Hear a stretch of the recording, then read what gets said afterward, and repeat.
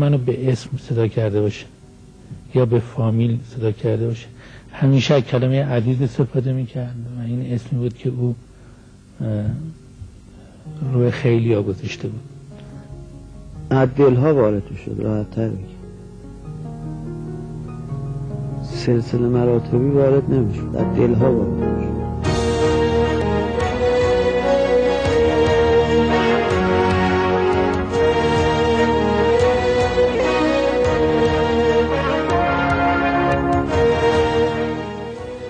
خیلی مواظب این مسئله، یعنی در وقتی که مسئله بیت المال خیلی دقیق و دقت عجیب داشت در اون مسئله.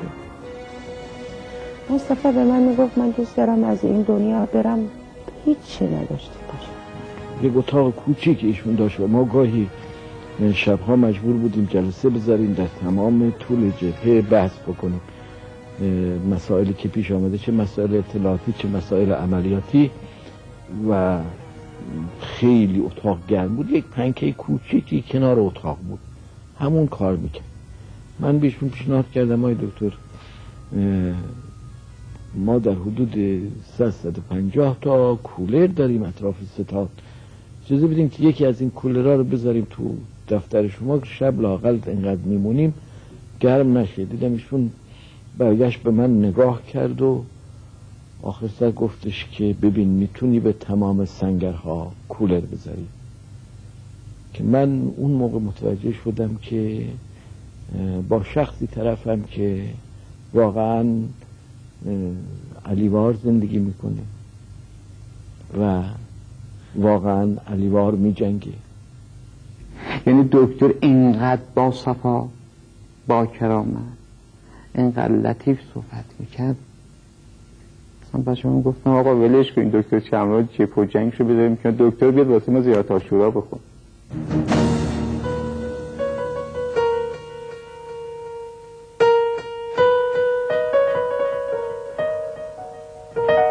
بشینیم بریم تو بحر نماز. دکتر شاد چرا اینجوری نماز ما؟ چرا اینجوری با این حال با این زود بدن داریم میلرزه؟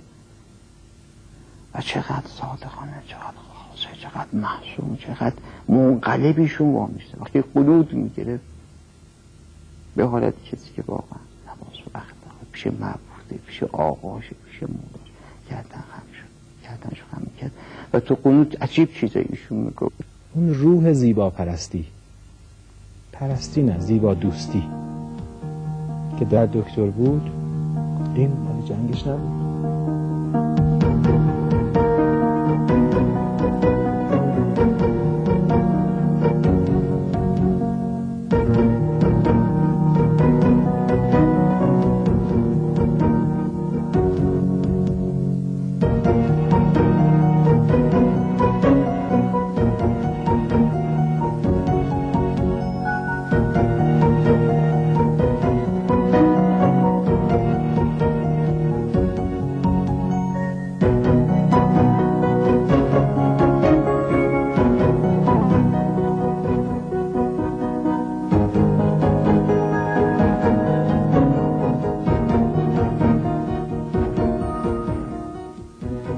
یا مثلا نقاشی‌هایی که دکتر میکرد، این نشأت گرفته از اون روح بالای دکتر بود.